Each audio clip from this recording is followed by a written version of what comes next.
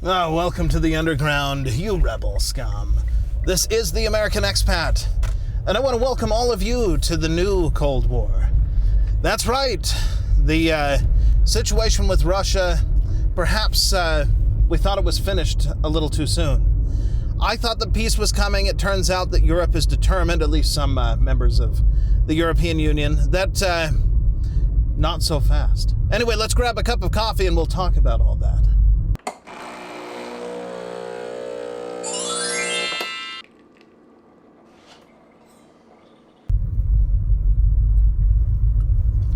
Oh, thanks for sticking with us. Before I get too far into the video, I want to encourage each of you to share this out with your friends. Leave your comments down below. Share your opinions, your knowledge with the rest of us. Join the discussion. And now, without further delay. So I was listening to Tim Pool this morning. He was talking about how, I guess, Donald Trump is going to be referring people from the USAID to the Department of Justice because of fraud that was taking place. And then I came across this article. Well, actually, first, let me back up a little bit here. I jumped on Twitter, and there was something about Macron saying that, they were going to extend their nuclear protection to the rest of their European allies, and everybody needed to prepare to go to war with Russia. And I thought, no, that can't be what's really happening. So I got on the internet, another part of the internet, not social media, and dug into it, and I found an article from CNN saying exactly the same thing.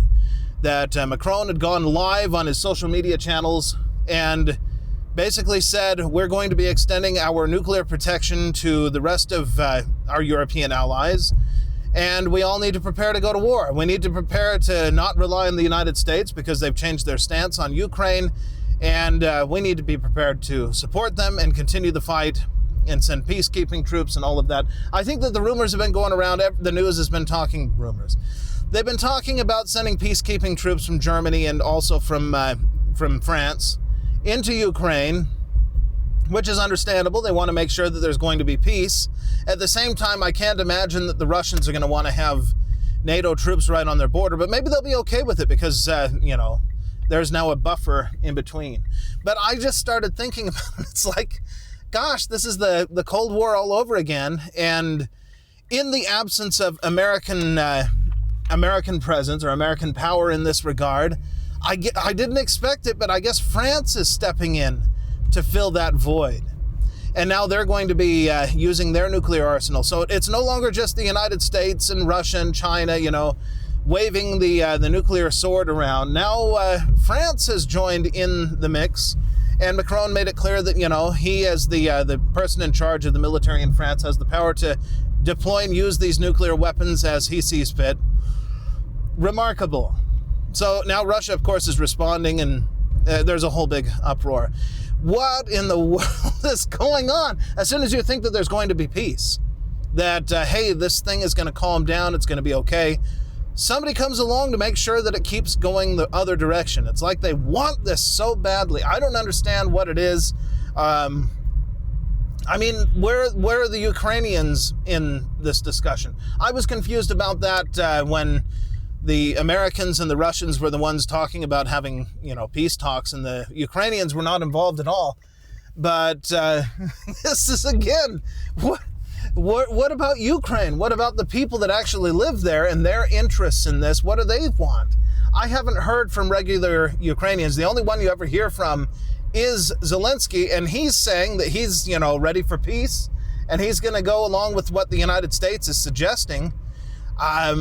So what is Europe's concern? Is there some reason that they are afraid that Russia is going to come over the border? What is it they're afraid of? What is so important in Ukraine? I really have to know. I have to say, look, I don't like the war thing with all the people dying, but if there's something more that we as regular people are not being told, don't you think it's about time they came out and told us why it's so important for us to defend Ukraine? Is it because of, I guess you could go into history and you could say, well, with Hitler, they kept making deals and saying, okay, but no further. Peace for our time. And then it didn't work out that way. Everybody thought that he was just going to take the lands that they felt like belonged to Germany or had a large German presence, and that they would stop. And then it didn't work out that way. What is going to happen here with Putin? I don't know. Maybe they're afraid that he's going to be like Hitler. I remember many, many years ago when I guess it was Glenn Beck talking about it back then. This was before I went back to China. And he was mentioning how Putin was very much this, maybe I was in China, I don't know.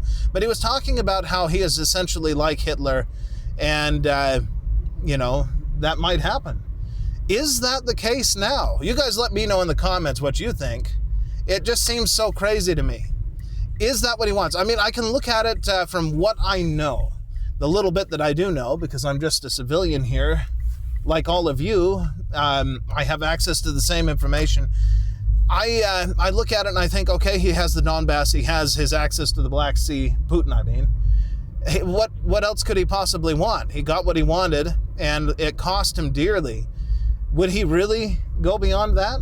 But I'm sure, again, you know, I look at this and I say, I'm sure they were saying the same things about Hitler back then. He got what he wanted. Now he's not going to go any further. Peace for our time. Maybe there's something more here that I'm missing. I don't know. Maybe there's something more. You guys let me know what you think in the comments. I'm going to end it there. I guess I'll see you guys in the next one. ไฟพะวงหลงเฝ้าสาวเจ้าบางประกงพางไว้งงหลงเกิน